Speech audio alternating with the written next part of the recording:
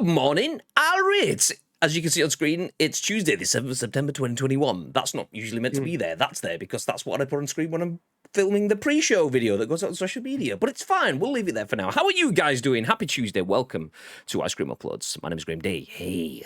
I'm joined by the man that we call Bibby. Alright, Bib. Good morning, sir. Watagwan. If you were in the chat, please do feel free to get involved. And before we say anything else, someone that did just get involved, and didn't just get involved, he got involved 15 months ago, but he got involved with this. This happened in the countdown, so it didn't come up on screen, so I'm going to hit replay now so we get all the joys of this. Stay frosty, yeah. Stay frosty, yeah. Followed by... Ice up, hello, ice up, let's go, ice ups, ice up, love. Ice up, love. Thank you very much, Madge. Appreciate that support. 15 whole months, you absolute beauty. Thank you very much. What a guy. I love you. As well as Madge, we have Gagad in the chat saying, good morning. With an M, not an N. Good morning. Good morning. How's things, Gagad? I'll read. Tito says, how do chaps? What a magnificent shirt. Yeah, I think he's talking about yours there, Bibby. Thank you. Yeah, big fan of Crash. I don't know if anybody else is. Asda is like £4. You know what I mean? Result. There he is. Nice. But yeah, my shirt is a DHgate special, by the way. Just pointing out, fucking like 48 pence this bad boy cost me. Beautiful. You love to see it. Anyway. Is that this season's? It is, yeah. Nice. Personalised Premier League numbering and lettering as opposed to that horrendous, god-awful, thin, pointy drop serif font jobby. Vern! Ice up, hello. Ice up, hello to you too. Thank you very much for the 8-month Prime bad boy. There he is. You love to see it. That's it. You wear yourself a United shirt, and Vern just throws money at you. That's what you call a fan. You love to see it. Cheers, Vern. Thank you very much for the sub. Cheers, 2 mate. already. You just love to see this kind of shit. Thank you very much, boys. Also, a little bit. I'll do it now. A little bit of a reminder that you two will now be in next month's loot drop, because obviously we drew the winner yesterday. Who won it? I've completely. It was Bacon Chin. Oh, do you know? He probably doesn't even know. Even know. I need to rip the video. That's why I clipped it yesterday to remind myself that I needed to post it into the Discord, and I've not done that yet, so I'll get on that today. So yeah, shout out to Bacon Chin who won yesterday's loot drop. He's bagged himself an Ice Cream Uploads jersey. Next month's loot drop takes place, I think, on the 4th of October. It's something around that sort of time. But obviously, you guys subbing now will be subs until the 7th, so you're going to be involved in next month's loot drop. I absolutely appreciate that. If you don't know what the loot drop is, that's a giveaway that we do for subs. Exclamation mark loot drop in the chat for information. Anyway, if you don't know what this show is, my name is Graham. This is Bib. We are Ice Cream Uploads, and in true ice creamy fashion, this is The Scoop, the UK's #1 video game podcast. Even if we do say so ourselves, we are here to give you our thoughts and our impressions on the biggest, the best, and the breaking stories from the world of video games. And we do that for you every single weekday at 10 a.m. ish. It's now 11:41. It's 10 a.m.-ish. Yeah, anyway. So we give you our thoughts and impressions, but we also want your thoughts and impressions on the stories that we go through. And then we want your thoughts and impressions on our thoughts and impressions. That's kind of how this works. And it's important that you do that because we turn this live stream. We do go live on twitch.tv/Ice Cream Uploads, but we turn the live stream into a podcast, a video on YouTube, and an audio podcast on iTunes, Spotify, SoundCloud, and Google Play. We do go live. And then we go on demand and all of the other places. So if you want to get involved when we are live, then you're speaking on behalf of the other people that can't watch live but do get to watch and listen on demand. And if you are watching and listening on demand, hey, we appreciate you. Thank you very much. Before we jump into the show, this is where I would usually remind you about the loot drop, but I've just done that, so I'm just going to remind you, though, that exclamation mark insert coin. Tomorrow, myself and Bib will be live on twitch.tv/official insert coin. Not fake insert coin, but official insert coin. We will be on the official Twitch channel of Insert Coin Clothing tomorrow, playing a game TBC. We are having conversations about what we should play. Do feel free to give us your thoughts. The games that we've kind of discussed are Kiwi, because it came out just a week ago. We have some items that we could potentially give away for that. Do we play Predator Hunting Grounds because it's free today on PS Plus, and everyone else could get it as well. So if we did play it on stream, other people could come in and join us. Do we jump back into the old faithful PUBG, which we've jumped into the last 3 or 4, 5,000 times we've been over there, or do we play something different? What do you guys think? Do feel free to give us your suggestions and recommendations. We will make a decision, but want to know what you guys think as well. If you haven't already, as you can see from the link in the chat, thank you very much to Ads for dropping the exclamation mark insert coin. Twitch.tv/official insert coin. If you haven't followed that channel already, drop a follow now, because that way you will get notified when we go live on that. We will host on our channel, but you don't get the notifications from when we go live, because we don't stream on our channel. We are streaming on Insert Coin's channel. Nice. Ad says anything but PUBG. Could someone just perma timeout? And ads, yeah, perma timeout. Is that even a thing? That's called ban. We got one more announcement. Do we? Yeah, it's happening on Thursday. On Thursday, Bibby will be having a vegan sausage roll. He's just got a new batch in from Iceland, and I think that's it for announcements. Did actually pick some up yesterday. I did actually put a picture of the stuff that we was talking about on stream in the Discord. I don't actually know if I pressed send. You did. I remember opening it up, but I was out yesterday. I can't remember. I don't know if I was out strolling or if I was out picking Chloe up or something when I saw it. But yeah, they like the McCoy's sort of like chips sort of stuff. Fries. Yeah, the hula hoops. Yeah. Mental. Like I picked up. Obviously, I haven't tried them yet. The McCoy's cheese and onion flavored chips. Not too sure if they're going to be great. It's probably just a giant novelty. But I'm excited to try them nonetheless. Well, if you want to see Thursday, all of that flavoured goodness, drop into our Discord. We do have gaming chat, we do have general chat, and we also have food chat, which is pretty much a mirror of our stream. If we're not talking about games, we're talking about shit. And if we're not talking about shit, we're talking about food. We also talk about football in real life. And funnily enough, we have some football chat as well. So there you go. So anything we talk about on stream, we talk about on the Discord. Do feel free to jump in there. But yes, Thursday, we will be having our live watch along. Myself and Bib, potentially some ICU friends, watching along the PlayStation Showcase. I did confirm, I went and looked at what it was called after I went off stream yesterday, because I couldn't remember if it was Big Showcase, PlayStation Showcase, or what. But it is PlayStation Showcase. That will be taking place from 9 p.m. Thursday evening, UK time, 9 p.m. So we will be live from about 8:30, 8:45, to make sure that we're all set and ready to go through the PlayStation Showcase. We don't have running time information yet, unless it's already been out there and I've missed it. I expect between 1 and 2 hours. It could be 45 minutes, but I expect it to be 1 to 2 hours. Maybe an hour, sweet spot kind of stuff. I can't see it being 2. So yeah, do feel free to join us for that. There could be some pretty good stuff. There's a lot of 40 minutes they've said. Oh, there you go. Nice and easy. Nice. There could be some good stuff in there. See, 40 minutes. If that's just wall-to-wall bangers, then Xbox, pay attention. I mean, your last conference was just like, we got 40 minutes of content. Let's make it 2 hours. Do you want to learn about trebuchets? Do you want to learn how to make a round stone and throw it through a catapult? No, I actually don't. Thank you very much. But yeah, there you go. 40 minutes of content. So we'll be live from about 8:30-ish until around 10 p.m. on Thursday night. Do feel free to join us for that. You've had your full work day. You've had your tea. You've had a little bit of time to play some games and stuff, and you just want to unwind before bed. Do feel free to join me and Bib and friends. Mr. T, are you jumping in? What you saying? But yeah, there you go. Thursday. Nice. Actually, I'm not going to ask Mr. T. Mr. T, feel free to not answer that question, because if I ask you the question and then you answer the question either with a yes or a no, then that means you're filling blanks. If you go, I'm not going to be in there, then people go, oh, does that mean things? And if you go, I am going to be there, it's like, oh, does that? So yeah. Don't worry. I get you. So yeah, there we go. Okay, let me take the discussing now. I'll message you. Nice. Let me take the discussing now off screen as we start to run through the titles of the news that we will be looking through today. So we're starting off with a little bit of fraud. Nice. Not us, but the story focusing on fraud, obviously. Oh, shit. God. This is all part of a big money laundering process. Oh, no. They're onto me. Yes, game grading firm Wata. So when you see like video games in mag cases that have all been graded to like, this is a 10 out of 10 game, excellent condition, worth £1 bajillion. There's a couple of firms that do that. Wata is one of them. There might even be more than a couple now, but Wata is one of them. Anyway, the co-founder of that company has been accused of selling large numbers of its own graded games. Basically, they've got games, graded them, and sold them for a profit.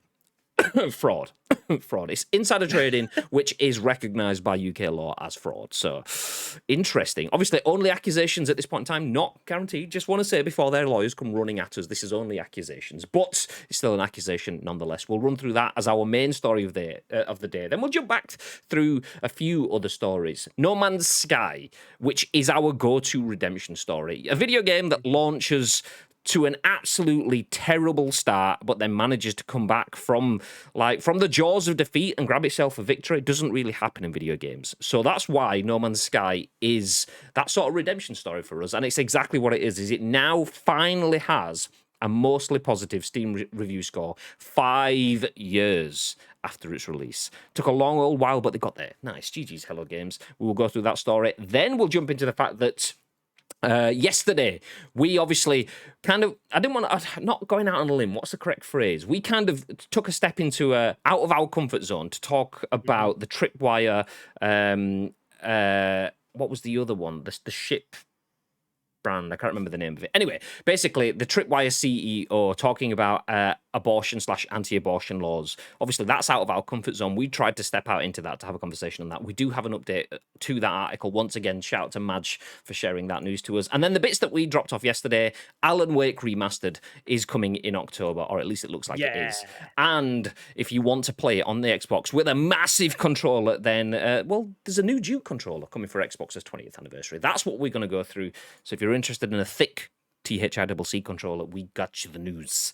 Bibby, would you like to play an extortionate amount of money for a video game because a company wants to make you pay over the odds for its own benefits? Let me think about that. Probably not, no. No, I didn't think so. And that's conveniently a short question that I asked that gave me just enough time to load up this on screen. There we go. Chris Scullion at VG says, game grading firm Wata's co-founder is accused of selling large numbers of its own games. Wata's policy is for employees to not sell games in case of fraud or conflict of interest. Or both, in this case, potentially. Strolling down. One of the co-founders of the game grading company Wata has been accused of selling Wata-graded games for high prices on eBay. Proof journalist Seth Abramson reported that while clearing boxes at his house, he discovered a note included with a game he'd purchased from eBay in the summer. The seller's note told him to, quote, email Mark Haspel at Redacted for more games. Abramson realized that he purchased a game from Mark Haspel, one of the co-founders of Wata, then looked at his previous purchases and realized he'd bought 3 in total. Excuse me. Looking further into Haspel's eBay activity, Abramson discovered that, according to his claim, Haspel was, quote, running a significant side business selling games his company had graded. According to Abramson, end quote, by the way, according to Abramson, Haspel is trading on eBay under the name, there you go. I'm going to say, is that asterisked out for protection? But no, I can see it in the article just below there too. So M*S*H. And at the time of the article's publication was selling 74 Wata-graded Atari 2600 games with a total value of $46,405. So just a couple of quid then. Of these games, only one of them had a Wata grade lower than 9.0, and none of them had a seal rating any lower than A+, meaning practically all of them were what Wata considers investment grade. Abramson alleges that by exclusively selling Atari 2600 games, quote, Haspel ensures that most or perhaps even all of his business on eBay escapes the notice of US journalists who thus far have written about almost exclusively about Nintendo Entertainment System games, NES games. He also surmises that Haspel may be focusing on Atari 2600 games in an attempt to raise their value, and that his role at Wata may make him privy to data about which systems games are selling better than others. Quote, because it is possible, but not yet confirmed, that Haspel has access to internal Wata population data, Data reveals how many copies of each video game Wata has ever received and graded. There is a chance that Haspel is selling only Atari games because he knows that this market is waning due to few people sending in these games to be graded, Abramson suggests. If Haspel is using any such data to determine which games to buy, get graded, and sell, there's at least the danger that he's participating in what investigators might consider insider trading. Abramson stresses that he is not specifically accusing Haspel of illicit conduct, but does point out that Wata's refusal to make its population reports public could give him an unfair advantage in studying the market. Quote, in almost every collectibles market in the US, grading companies make population reports public so that no one in the market has special access to corporate data they could use to make investments relating to their own company, Abramson says. VGC has asked Wata for comment on this story. Wata Games and collectibles auction company Heritage Auctions have been in the spotlight recently due to allegations that both were complicit in artificially inflating the value of the retro video game market for their own game. Allegations both companies deny. Let me just see. Yeah, I will put it there. Obviously, it seems like reading out the end of the article, there's other bits that are a little bit dodged, but we'll put a pin in that. We'll put a pin in that. But Wata's co-founder accused of selling large numbers of its own graded games for large numbers of profits. Bib, what are your thoughts? Eventually, I think this was kind of inevitable. As someone who collects video games, not to the extent where I'm paying £300 and expecting to have a return on investment, my video game collection is mostly based off of nostalgia for me. Like, I'm collecting games that I played as a kid and that I'd like to play going forward. So some of them are hella clunky. You probably would play them once and go, yep, that's not for me again. I'm looking at you, The Getaway. Don't fucking play that game. Everything that you had in your mind about The Getaway being absolutely fantastic, just don't play it again now because it just does not hold up well. But yeah, this was always going to happen. It's very much like, I don't know if anyone watches this particular person, but someone like Metal Jesus Rocks. He is a phenomenal content creator. He's a video game collector. He has got rooms and rooms and rooms of these video games. But every single time he puts out a hidden gems video game review, like he'll just go out and find these games that are worth, I don't know, $4 or $5, and then he puts a video out. You'll see that those games actually end up going for maybe about $50 or $60 later on, about 3 or 4 days later. Like, it's ridiculous. Now, that's just off of used games that you can pick up. This isn't to do with mint condition games that are being enclosed and graded to a very high standard because they've been found in a warehouse somewhere that are now worth a shit ton of money. I seen something on Reddit the other day about a lad who'd gone back home for the first time in America for, I don't know, 15, 20 years, and his mum still had all his stuff in the loft. He opened one of the game box stuff. It was like a sealed games of like Mario 64, sealed GoldenEye that he'd bought or someone had bought him and it's still been in mint condition and left in the loft. So he's looking at a big chunk of change there. So it doesn't surprise me that companies like Wata are trying to cash in on that because this is easy money for them. Highly illegal, but it's easy money for them. And there was probably a hoping that they wouldn't get caught out. If they were smart enough, they'd probably use a different account and not call it something blatantly obvious. But yeah, it seems like it's easy money for them. They've obviously thought that there wasn't breaking any laws. This isn't great, but this is inevitably where it was always going to go because video games nowadays, we mentioned yesterday, are eclipsing how much. No one buys DVDs anymore. They might buy Blu-rays of your favorite film, but people are renting films. They're going to the cinema to watch them, or they'll rent them on a streaming platform. Like, the value of video games is only going to go up, especially if they're in decent condition and popular games. It's the games like Conker's Bad Fur Day that it was an okay game, but is it worth the money that's on the table for it? If you're looking at a mint condition version of that game, it's stupid money, like it's house mortgage money. Do you know what I mean? It's ridiculous. But again, if something's hugely popular or extremely rare because it had a low print run, then yeah, of course they're going to cash in at some point. Why would they grade it for, I don't know, 200 quid when they know they can make 2.5 grand? Mental. Yeah, it's it is daft. It is daft. This is the equivalent to Syndicate and whoever having their own internal skin reselling websites, telling people, I've just found this website. This is really good. It's really legit. Also, this skin is really good. You want to get this skin. Pushing the price of that skin up, pushing people to the website to purchase this skin, and then not even going, oh yeah, this by the way is our website. Obviously, they're clear that this is something they own on their website, but not when he's selling it separately. Yeah, he puts his own email address in it, but you aren't buying a Wata graded game from Wata. You were buying it from another seller who's just selling Wata level games. You think you're getting yourself a bargain. You don't realize that they've increased the need by putting the microscope on that product, sharing it through all of their media accounts, by pushing out through probably their PR arms that, so here on screen we have a copy of Super Mario Brothers for the NES. Let me bring the article back up on screen actually. Boop, boop. So this particular game, Super Mario for the NES, if they have a 9.8 rated, I think that is at the top version of it, and it's they've just sold it for, like that says on the side there, $2 million. If they've just sold that for $2 million, but you see one on Facebook for like 48 quid, 50 quid, £1,000, £2,000, £20,000, 25 buy it for 20 grand and it sold for 2 million. Yes, please. So by publicizing all of that and then selling it privately for himself, it could just be a case of that game had sold for 50 quid, for 60 quid, for 70 quid, but they share that it's worth 20 grand. People assume that it's worth 20 grand because they've had that news shared with them. So they inflate the price and then sell it. That's insider trading. And that's just dodge. We have seen the games industry absolutely crack down on influencers for this. And now I want to see this again. I want to see this absolutely crack down on the fact that we have had one journalist, Seth Abramson, picking up on this. We need to see more of this because there's a little bit of influencer versus press.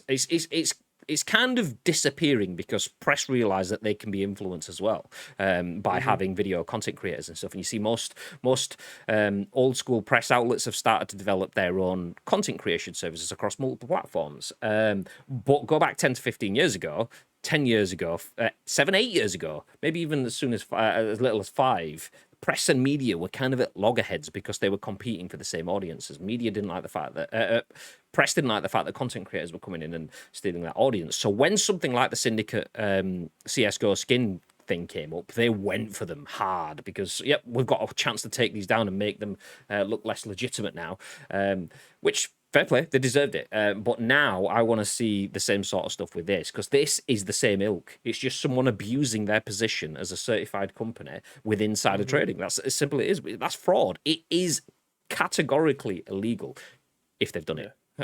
So, what do you think then? If, like I mentioned before about Metal Jesus Rocks, like it just seems to, if you are watching his content and you're around the people who he is in contact with, when he does do a review on a video game or finds a hidden gem and the price goes through the roof, would it be illegal for, because I genuinely don't know, this is why I'm asking you and anyone else in the chat. I mean, Ben's in here as well, he'll probably have a better understanding as well. But if he was to go out and lump on, I don't know, 20 copies of that game, knowing full well that he's going to make a hefty profit when inevitably he brings the video out, is that illegal? Because that's kind of skewing the market, isn't it? Technically, no. I think it's illegal when you have something. I'm trying to get it fully right in my head because the market is open to outside interference from any sorts of trends and so on like that. I don't believe that is. I mean, it's playing the market for your own benefit, but when does that become a problem? If I start it now and have a very little impact, people aren't going to see it. But if other people start, I don't know. I'd open to someone that has investment in it, like if you have stocks and stuff like that, because that's conflict of interest then. But I imagine if you've got a lot of one thing, then maybe not.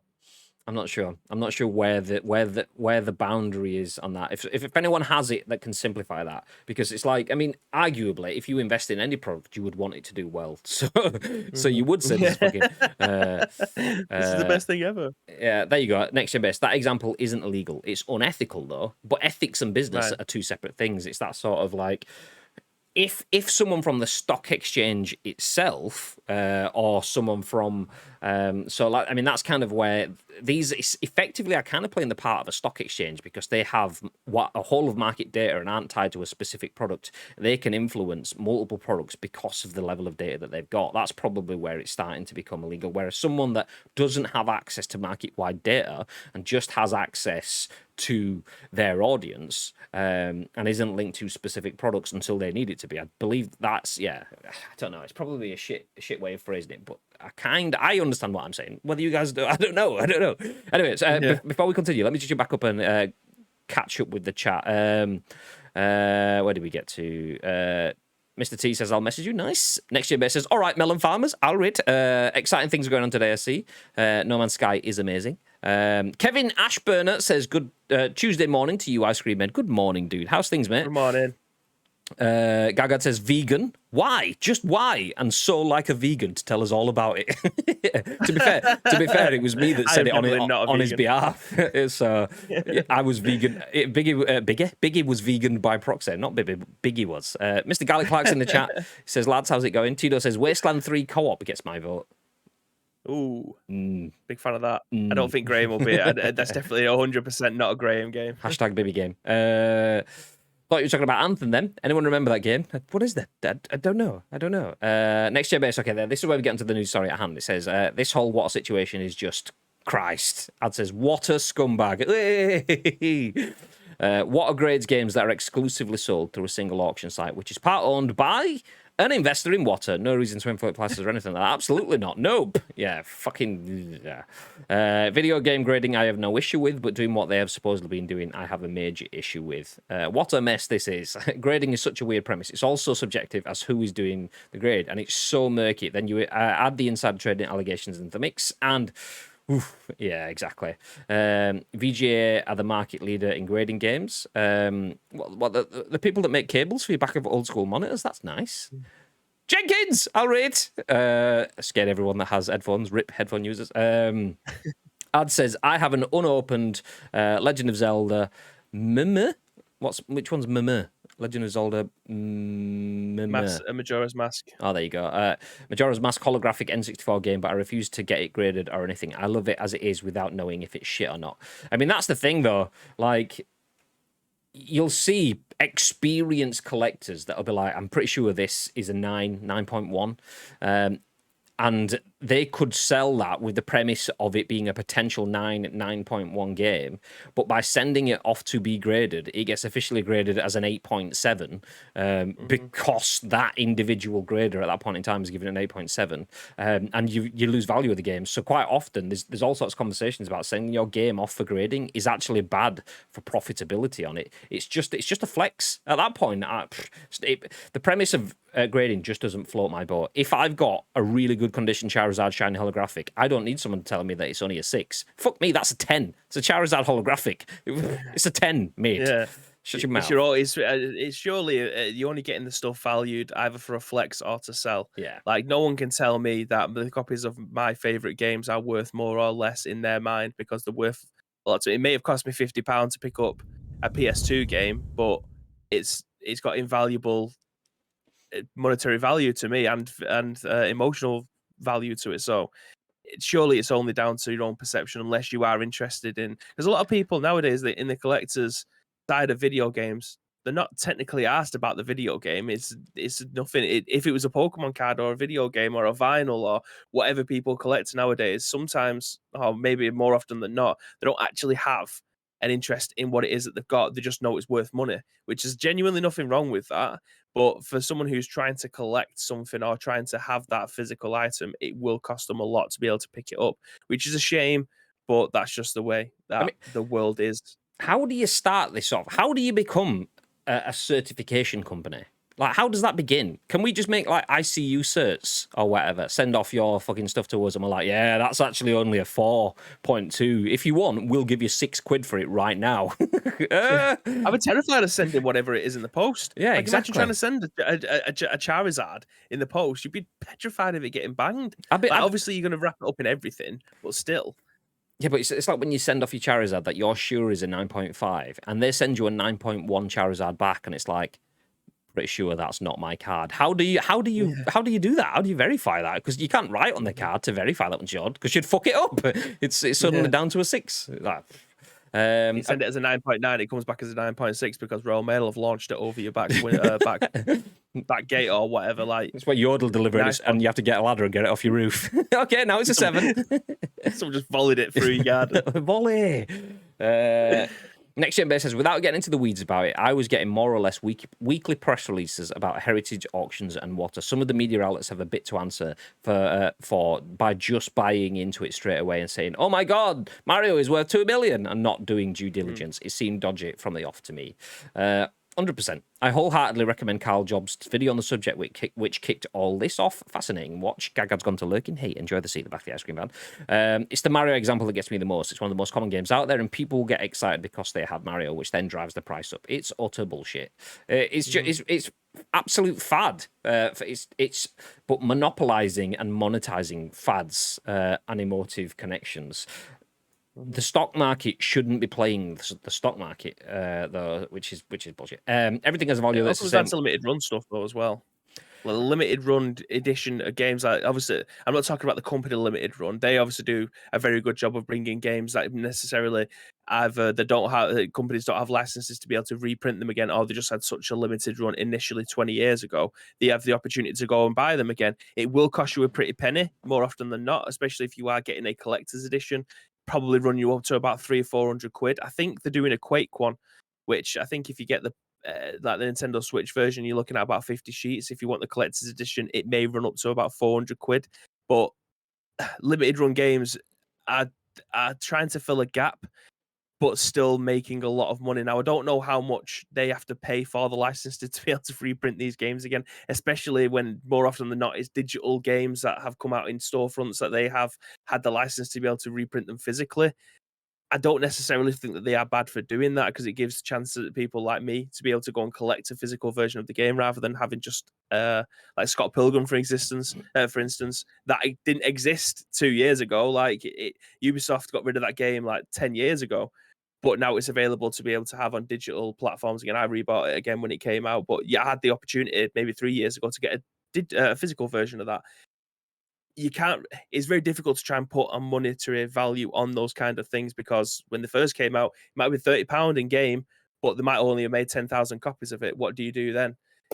It's difficult to try and get in at the right time and for the right price. But eventually, when you know it's going to be a limited run game, inevitably it's going to go up in price, especially if it's an half decent game. And it's not even like limited run in the run sense as well. You could have an absolute extortionate run in terms of there's fucking not extortionate. You could have shitloads of games printed, but over time, as the quality of those drop, as the availability of them disappear, and when you get something like Mario, which was printed to fuck, but finding one that's boxed in sealed condition at close to a 10 rating is super rare. So it's straightforward supply and demand. But jumping back into the chat as it keeps moving. Everything has a value, says Garrett. If it's the same with trainers, the value goes up depending on popularity and supply. That's not illegal at all. If you have investment in it and you do it, that's technically not illegal, but it's not right. Next Gen Base says, but if people see Mario for the NES goes for $2 million after it's been artificially inflated, that copy allegedly sold to one of Wata's investors, then it's making it artificially rare. It's an unregulated industry, unlike the financial sector, unethical, but definitely not illegal. Mad says, Wata palaver. Then Mad says, Kate's given information about the grading of cards in NBA 2K22. Mr. T, I imagine you're not allowed to, so it's okay. The Next Gen Base says, I think the distinction is that inflating the wider market is unethical. Using a press release to help increase an item that you've got a vested interest in without disclosing that's the illegal bit, which I agree with. I mean, that's effectively what it is. Super Mario, it's 2 million. Boom. Okay, that's fine. If somebody then goes and lists them a copy of Super Mario and gets 2.53 million, fair play. But doing that because you've got a copy of it that you are selling at that point in time without disclosing that that's what you're doing it for, as the actual market itself, and that's the stock market working in its own favour for its own benefit, which using information that nobody else has access to. that's the seedy bit. Limited run games are as bad, in my opinion, says Gary. Do tell. Oh, there we go. It does tell. Limited run games don't need to have a small amount of a game made, and they know it by doing it. It puts the price up. That's as bad for me. I mean, I agree with that. I see that, but part of me thinks, is that a sound business model? Because it's like Disney. Disney are one of the best brands at maximizing profits. So I think I've mentioned this on the show before. Disney have the vault.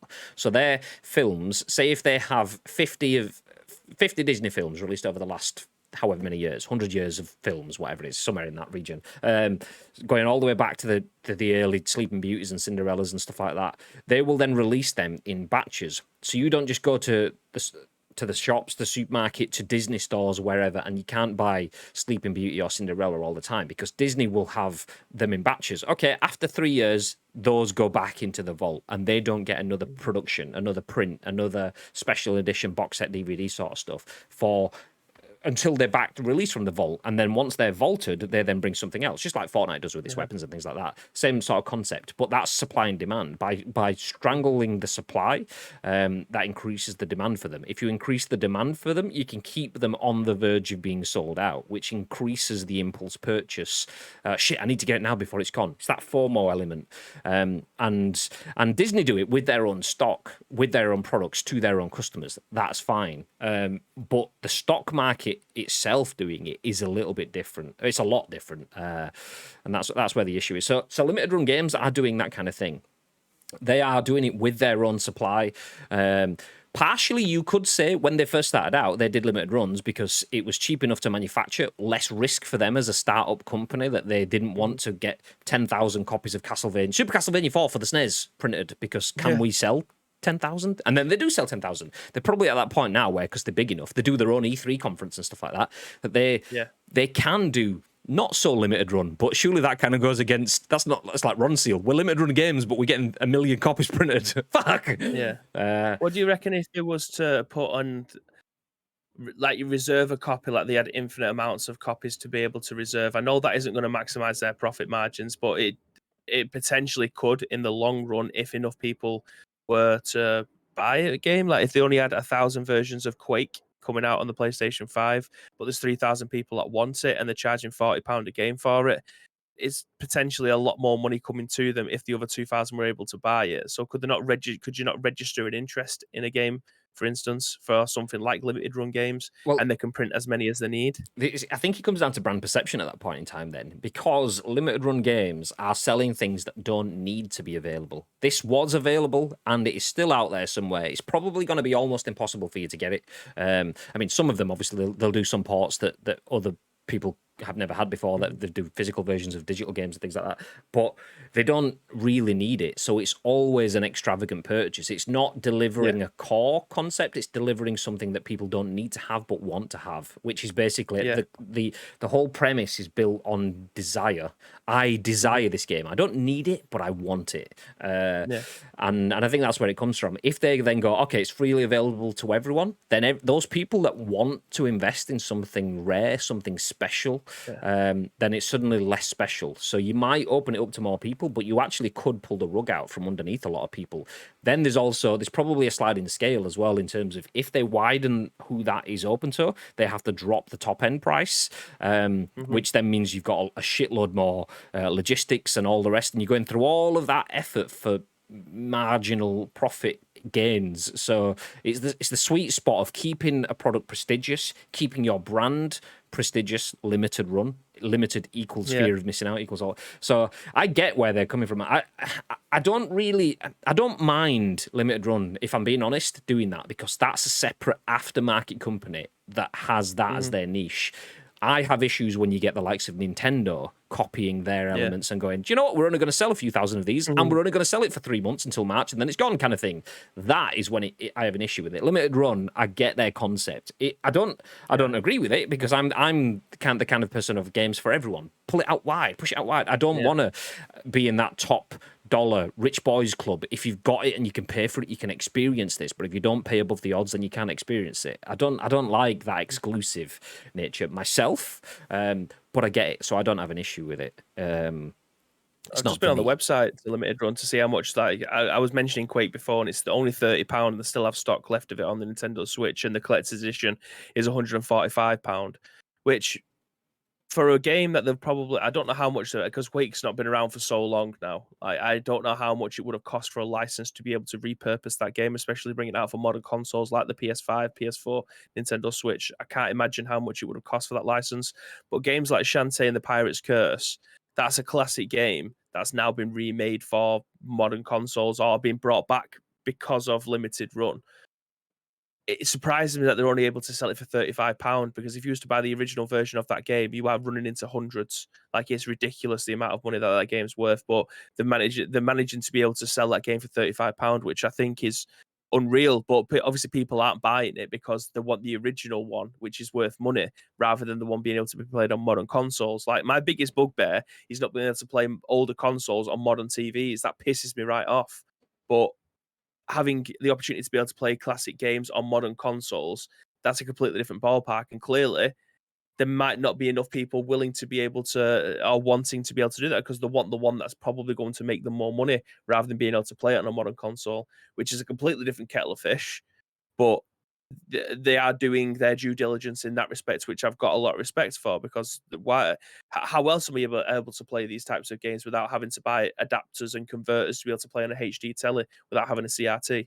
It's ridiculous, but it's just the modern world of video games, isn't it? Jumping back into the chat, next gen base says they're targeted specifically at collectors and usually have a few extras. It's the same as any collector's edition, to which Gary says, mate, it's nothing like a normal collector's edition at all. Normal collector's editions are still mass produced by the thousands. To which NGB says, some of them don't. I can't get the big Horizon one for love nor money now, but they're marketed as a limited edition product, which kind of makes it fair game for me. It's designed around people who want a physical copy of something that's available elsewhere, and a lot of the time it's down to licensing. But the difference is that the Horizon one still had a ton made, a lot more than 1,000, even if you unfortunately couldn't get hold of one. I mean, there is also the fact that the Horizon one is aimed at a larger market, so there isn't enough made. Yes, there may be thousands, potentially hundreds of thousands of them, but in terms of their market of 15 million potential players, I don't know what the last Horizon sold, but let's say they have a market of potentially 15 million. I don't think the majority of limited run games, or any, would ever sell 15 million. So it could be representative of install base in terms of, so if Horizon's aiming at 15 million, then 100,000 is actually a really small number in that sort of thing. So maybe they are scaling that back. Let's say they have, if they were to do Horizon 30 years later, they may only have a target of 1 million. So 1,000 might actually be, or 10,000 might actually be the same sort of like areas kind of thing. But yeah. Anyway, enough of that though. We will put a pin in that one. I'll just go through the last comment. The difference here is that Wata Heritage are taking something that's been available before, grading in an allegedly less than ethical way in the first place, then selling them through a company that didn't disclose the links to the people that graded. I've got issues with grading. Well, that's completely separate to this. What they're alleged to be doing is absolutely scummy, and they need to be hauled over the coals for it. Goddamn right. But yeah, that's enough of that. Wata co-founder accused of fraud. If you missed it, basically, they are grading games, sharing news and PR on the quality of those games and the value of those games, artificially inflating the cost of those games, which they tend to have in the boxes next to them, and then listing them on eBay on their own accounts, selling them separately for massive profits. So artificially inflating the market for their own personal benefits. One member of staff on his own has £46,500 worth of products on eBay at the time of this article being published. So it's not looking legit. It's not looking good. But we'll put a pin in that because we are running. Not running out of time just yet, but we have spent quite a lot of time just on that one article. So we'll jump into the next one. And a little bit more positive as well. So let's let go of the negativity and all the bad stuff, as we can look at Sean Murray at The Gamer, and says, No Man's Sky finally has a mostly positive Steam review score 5 years after release. Tagline, it took Hello Games 5 years, but Steam users are finally mostly okay with recommending their game. No Man's Sky hit a milestone today, just over 5 years since the game's release. Way back in 2016, No Man's Sky has finally become a mostly positive game on Steam with the recent release of the Frontiers update. And my God, the gamer, can you get rid of this article? I'm fed up of seeing everyone loses with the Twitch fart meta in the side of the screen. Because you can't help but be like, what? If it's there, people are clearly clicking on it. It's a hot topic. Yeah, absolutely. Do you know, I actually did see, it was one of the FIFA content creators shared a clip from Amaranth on Twitter yesterday. And it was like, she was talking to the camera and she was like, do you know what? Twitter is actually really toxic. Twitch is actually really toxic for a content creator like me. I've been called hoe, I've been called slut, I've been called fat, I've been called ugly, I've been called all this. Do you know what they don't call me though? Broke, and then just stared into the camera, and it was like, damn, mic drop. I mean, whether you agree with the content, whether you like the content or not, that is absolute mic drop moment. So GG's. Anyway, it's a redemption story unlike any other in gaming. Back to No Man's Sky. From the biggest disappointment gaming had ever seen, up until Cyberpunk 27 came along, of course. No Man's Sky suffered a mostly negative review score when it first arrived, but Hello Games didn't let a little thing, like the entire world's derision, keep them from turning No Man's Sky into the great game it was always meant to be. First, it was the Atlas Rises update, then it was Next, then Abyss, then Visions, then Beyond, then Synthesis, then Living Ships, then Exomech, Crossplay, Desolation, Origins, Next Generation's Companions, Expeditions, Prism, and finally Frontiers. Each update fixed what was wrong, added what was missing, and then expanded No Man's Sky far beyond what Hello Games first envisioned. Truly, No Man's Sky is now a game of infinite possibilities. That paragraph, I mean, the fact that I genuinely was running out of breath then, my face is probably red as fuck right now, so I'll keep it off screen. But that's how many updates they've had. GG's. And with each generation, No Man's Sky went from mostly negative to mixed to now mostly positive. That's where at least 70% of all user reviews are positive. However, we should note that No Man's Sky recent reviews have remained in the very positive range, where recent reviews are over 90% positive for the past year or so. There was just a lot of negativity for No Man's Sky to overcome from its early days. Given another 5 years, we fully expect Hello Games to drag No Man's Sky into the overwhelmingly positive range. The latest No Man's Sky update, Frontiers, added settlement management to your infinite... Fuck off, Alexa. The latest No Man's Sky... Yeah, it is, yeah. Just in the side bit. The latest No Man's Sky update, Frontiers, adds settlement management to your infinite procedurally generated universe. It can be a bit of a pain getting your settlement to stop losing money and start turning a profit, but the adoration of a town full of simulated aliens is all the reward you'll need. You gotta love that story, right? Right? Seeing a game have overwhelmingly negative, pretty much, or mostly negative, or whatever it was when it first, mostly negative when it first started. So it was met with a raft of negative reviews to keep plugging away at content and improvements so that you not only rectify your mistakes, but you then break positive to an exceptional level. 90% of reviews are positive over the last year or so. Big. Nice. That's what you like to see. Hello Games. What are your thoughts, babe?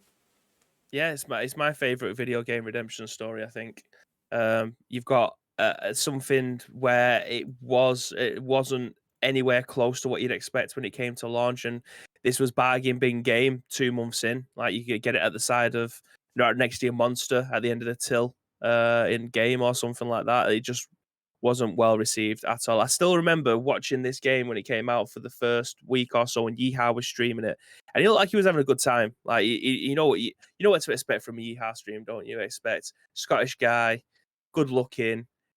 The music is just, you can hardly hear him when on his mic, and it's just his loud heavy metal music blaring through, and he's just having time of his life farming rocks and stuff like that. And I still remember thinking, this game has something, but it's lacking a lot.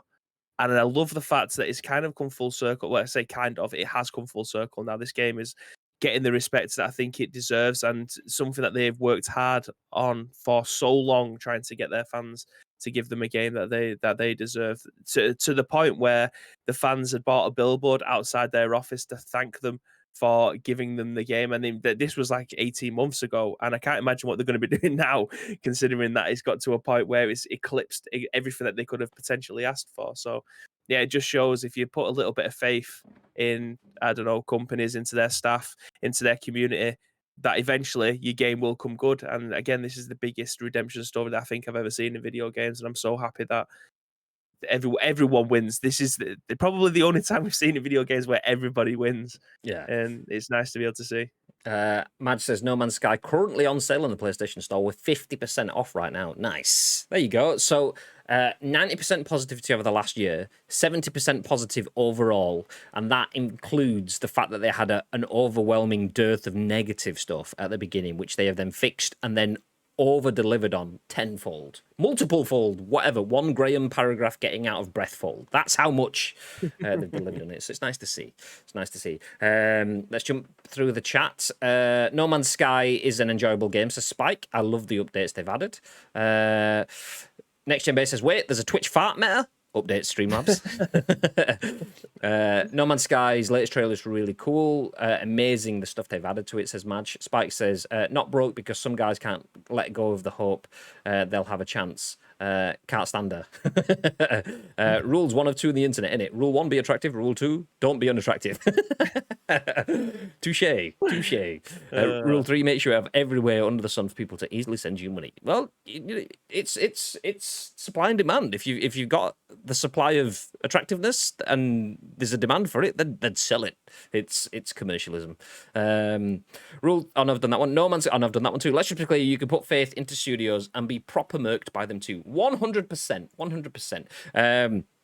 Not necessarily that's what we're jumping onto, a studio murking their audience, but we're going to jump from positivity around a developer into negativity around a developer. This is an article that we touched on yesterday. Obviously, just as I did yesterday, I'll give the caveat that we are northern dimwits. We like to talk about video games and stuff, but we also want to reflect what our audience want us to talk about. And Madge, being a key member of our audience, because he does have the sword of power, being a mod, shared the article yesterday looking at Tripwire Interactive CEO.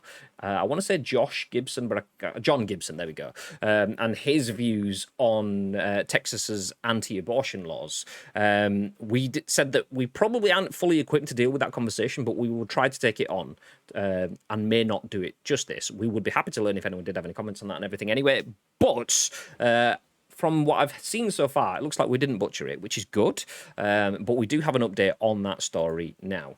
Yin-Poole at Eurogamer says, developers distance themselves from publisher Tripwire after boss says he's proud draconian Texas anti-abortion laws were allowed to stand. Quote, we do not share the opinion expressed in the tagline. So obviously this is an update on yesterday's story. Jumping into the body of the article, developers have distanced themselves from publisher Tripwire after its boss said he was proud a draconian Texas anti-abortion law was allowed to stand. John Gibson, president of the Chivalry 2 Killing Floor and Manny to publisher, tweeted to say he, quote, felt it was important to go on record as a pro-life game developer. There you go, tweet embedded in the article. 15,000 likes, 12.8 thousand comments. Atlanta, Georgia-based co-developer Shipwright Studios, which worked on Chivalry 2 and Manita, tweeted in response to say it had cancelled all its existing contracts with Tripwire. Chivalry 2 developer Torn Banner Studios, based in Toronto, I'm guessing that should say, stopped short of announcing it had cut ties with Tripwire, but did tweet to distance itself from Gibson's statement. We do not share the opinion expressed in a recent tweet by the president of Tripwire, publisher of Chivalry 2, Torn Banner, tweeted. This perspective is not shared by our team, nor is it reflected in the games we create. The statement stands in opposition to what we believe about women's rights. Texas' new anti-abortion law took effect last week after a nod from the US Supreme Court. It allows anyone, anywhere, to sue anyone connected to an abortion in which cardiac activity was detected in the embryo as early as 6 weeks into a pregnancy before most women even realize they are pregnant. Some high-profile figures in the video games industry hit out at Gibson for his tweet, including ex-Gears of War developer Cliff Bleszinski and current God of War director Cory Barlog. US President Joe Biden called the Supreme Court's ruling an unprecedented assault on women's constitutional rights. I do believe it's not in this article, but this article was written yesterday. I do believe John Gibson has stood down now. So after that, I don't know what that means in terms of has he left the company? Is he still on the payroll? I mean, it was a founder and CEO, I believe. So he could still be on the payroll, and it could just be one of those figurehead replacement sort of things. But he has stepped down. So, do you know what? We won't go too far into this because we are running out of time and we spent a little bit of time talking about it yesterday. But I will emphasize what we said yesterday. There is freedom of speech, but freedom of speech doesn't mean that people have to listen. And just because you have an opinion doesn't mean that people should be like high-fiving you for it. They are fully within their rights to ignore it in however they want to do that. And if that includes purchasing, retail, transactional relationships, well, then did it need to be said? And that was kind of where we settled on it yesterday. It's like, okay, you're welcome to your opinion, but you knew before saying it that as an entertainer, I don't get political often. Well, if you don't get political often, then there's probably a reason for that. Probably best to not get political, and that's what he did, and that's what we've got to. So, yeah, GG's, mate. Pro-life game developer has a game called Killing Floor. I know, I saw that comment all over social media yesterday. It's like, yeah, GG's. Good game.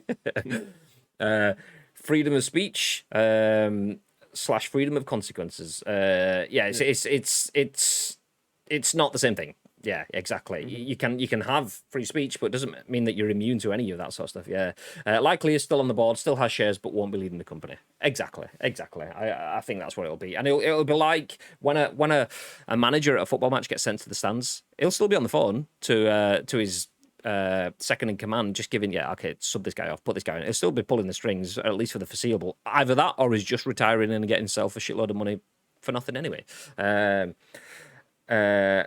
That means does not equal G. Yeah, I couldn't remember. I knew it was. That's what it was. I just didn't know what the actual phrasing of it. That's why I just went / and then explained what it meant because I couldn't remember what the phrase was. Exactly that next year. It wasn't a wise statement at all on a subject he's going to antagonize one side of a highly emotive argument. Exactly, and that's the thing. Is it's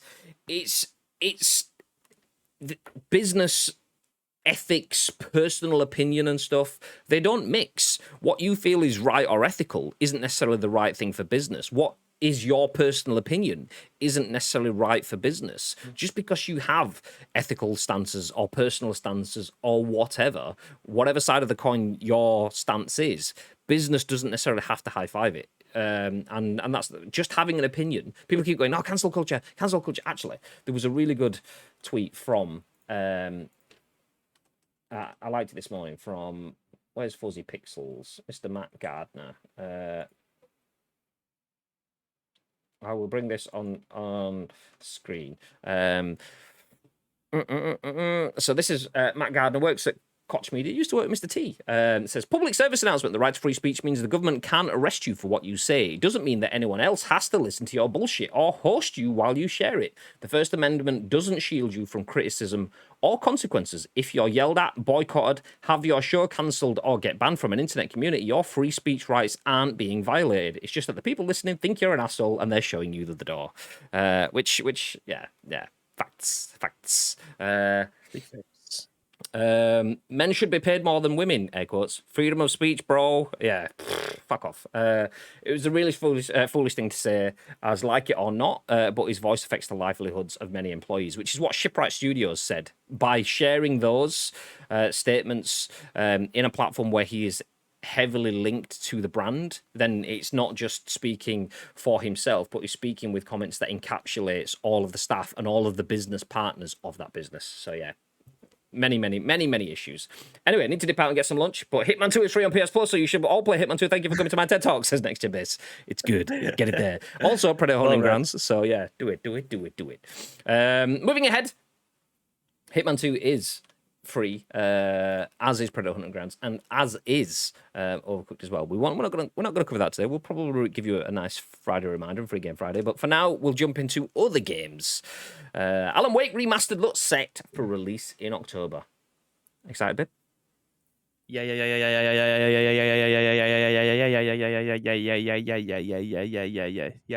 I think that was a yes. Nice. Andy Robinson at VGC says retailer lists updated version for consoles. A remaster of Remedy's 2010 thriller Alan Wake has been listed for release on consoles next month. As spotted by Twitter sleuth Wario64, Alan Wake Remastered has been listed at retailer Rakuten Taiwan for release on PS4, PS5, and Xbox on October 5th. Clues that Remedy could be planning a remaster first appeared in June, when text referring to Alan Wake Remastered was discovered on the Epic Games Store database. Alan Wake is an action-adventure game released for Xbox 360 and PC in 2010. It follows a best-selling thriller novelist as he tried to uncover the mystery behind his wife's disappearance, all while experiencing events from his latest book, which he cannot remember writing. With the original game having launched exclusively on Xbox 360, this would be the first time ever that Alan Wake will be available to PlayStation users. Remedy acquired the Alan Wake publishing rights from original publisher Microsoft in July 2019, having already owned the IP rights. The Control Studio announced in March 2020 that it had signed publishing agreements with Epic Games for its next two unannounced titles. The first project in the deal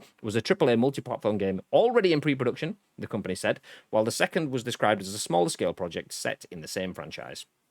GamesBeat reporter Jeff Grubb claimed in March that one of the two games was going to be Alan Wake 2. The studio's creative director Sam Lake subsequently revealed he'd like to make an Alan Wake sequel. So, Alan Wake fans, were you wet? The remaster of the game looks like it's set for release in October. Does that tickle your fancy, babe? It does, absolutely. Have you ever played this? I haven't. I've never played Alan Wake. It is a fantastic game. Like we've talking the last couple of days about these film writers and things that you see on TV, like these massive producers, writers, or whatever is now coming over to video games. This game is straight out of a Stephen King novel. I'm telling you now, like, if you've never played this game and it's available to be able to get picked up on whatever platform that you've got, if you're still playing your 360 or your Xbox One or whatever, I think it's on Game Pass as well, so there's literally no way that you can get around it. Play this game. It's phenomenal. This is 100% purchase for me when it comes over to PS5. I can't wait to see what it's like. Nowadays, Madge just put there 2010 for Alan Wake. Where's the time gone? Genuinely, where has the time gone with this game? I cannot believe it's been in nearly 11 years. Yeah, we were talking about yesterday that they see me rolling. They're hating. Yeah. What did you say? It was like 15 years ago. Ridiculous. It's so bad. Time is just going like that. But yeah, if you've got the opportunity to be able to play Alan Wake, I'm not going to say anything about it because this remaster is so close that you can nearly taste it. So I'm not going to spoil it for anyone because obviously if anyone wants to be able to pick it up, they can do. If you want to play the original one, it's on Game Pass. I encourage everyone to at least try it because it is, the writing on it's phenomenal. Like, it's so good. Again, as I said, straight out of a Stephen King novel. It's insane how good it is. So yeah, it's 100% purchase for me. It is for Asim as well, so that's great. Yeah, Asim saying that in the chat. Fudging love Alan Wake, 100% purchase for me. Genuinely creepy and what the fuck, but so good. Madge says, got my steel boxed copy of Alan Wake in my wardrobe. Nice. And then Gary says, Toy Story is 26 years old. Oh, I don't need that. Fuck this shit. Fuck this shit. I'm sick of getting older. Oh, do you know what else is getting older? The Duke controller that came out with the original OG Xbox. Speaking of which, VASPAAN DASTOOR at the Gamer has this article that says Hyperkin is making an Xbox Series Duke controller for Xbox's 20th anniversary. Hyperkin is bringing back the Duke controller for the Xbox 20th anniversary. The classic controller doesn't look too different from its previous rendition, except for a bit of fine-tuning. You'll be able to get your hands on it in Q4 of this year for Xbox Series X and S, Xbox One, and Windows 10. According to the few details we've been given by Hyperkin's tweet, which is in the article there, the Duke Xbox 20th Anniversary Edition will come in white and black variants and feature a share button. Additionally, it will come with a detachable Type-C cable, and the Xbox startup animation will play right inside the Xbox button. So that bit there, actually, you can't see my mouse, that bit there, which is the big button in the middle of, which is a screen in the middle of the console, it goes whoom and does the Xbox logon noise there. Nice. August has seen quite a few controller launches. Only last week, Xbox's best-looking controller went on sale. The Aqua Shift controller came in a metallic blue and truly looks like a piece of art. It costs $70 in the Xbox Store, will probably sell out very soon. Before that, Xbox and Target collaborated to bring you a rather awkward pair of controller holders for Halo's 20th anniversary. One featured Cortana looking like she'd rather be anywhere else in the world, and the other was Master Chief positioned in an odd semi-squat. The pair of holders sold. The pair of holders are up for for $50 and will launch on November 7th. PowerA revealed a neat-looking Hades-themed Switch controller. It features a red base and Zagreus on the bottom right with his sword. Emblems of the gods' boons are strewn all over the controller with Hades' emblem in the center, slightly larger than the rest. It's officially licensed and can be played both wired and wireless via Bluetooth. When not plugged in, it allegedly has a battery life of 30 hours, but if it begins to wane, you'll know by the way of a warning LED light. It also comes with a USB-C charge cable as part of the purchase. And lastly, Xbox's night mode update not only dims the console and the UI, but also the controller light. A blue light filter also has a sliding scale to take out as much blue light as you'll allow before everything turns into a shade of yellow. Yes or no? Is this a purchase for you, Bib? Are you going to get your grubby hands on a grubby controller? I actually love this style of controller. Like with my massive hands, this was like the perfect controller for it. Even when I was growing up, like I was a tall, stocky lad, so this was perfect for my hands. This controller. I don't know why people give it a lot of shit. I mean, obviously, some people's hands probably aren't as big as mine, so it probably would be a little bit because they made a smaller version of that. I think it was just the Xbox S controller. I think it was just what looks like a normal controller nowadays. But I love that Duke controller, man. Like it's perfect. If I could play that on my PS5, I'd use it every single time. Like no questions asked. It would be amazing. But yeah, I'm a big fan of that controller.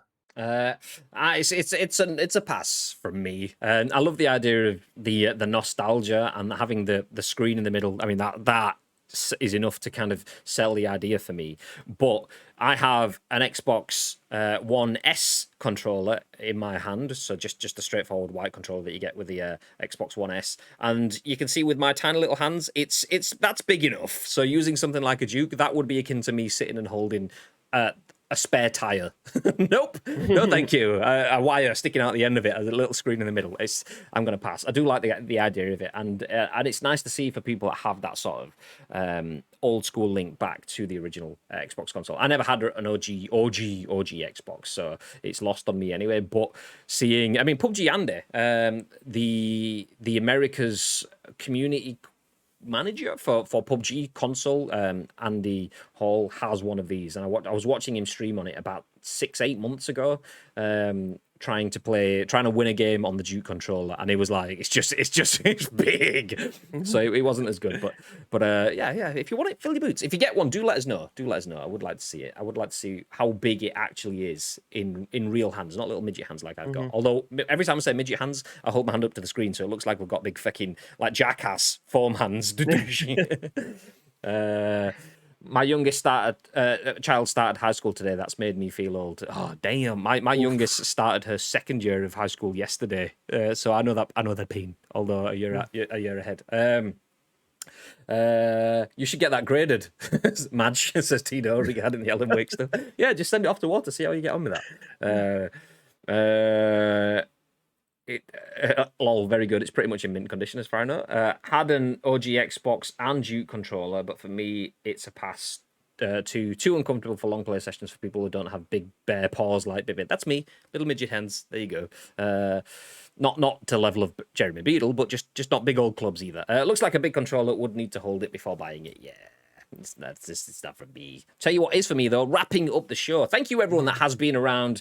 We've been through a bunch of articles today, kind of the full spectrum of the games industry. We started off by talking about Wata, the game certification company. They are accused of selling large numbers of its own certified games for a profit. Insider trading, fraud, not good stuff. Elsewhere, No Man's Sky finally has a mostly positive Steam review 5 years after its release. 90% positive over the last 12 months. GG's to the people at Hello Games once again. Tripwire Interactive, less GG's, as developers are now stepping away from the publisher. Not good. Alan Wake Remastered is set to release in October, and Xbox has the Duke controller coming back.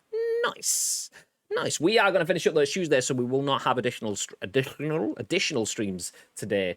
Do feel free to stick around while we raid one of our friends. We'll find some people that are streaming. We'll drop a raid on them. I did see. I was watching Moist ham and eggs with a side of beets. That is Lotus, who uses the word moist quite a bit. Ham, which is Hamish. Eggs, which is West. And a side of beets is Mini Beets. They were all playing games this morning. I was going to say we could drop a raid on Lotus because he's a good guy, but he looks like he's off. So maybe someone. I don't know. We'll drop a raid on someone. We'll see.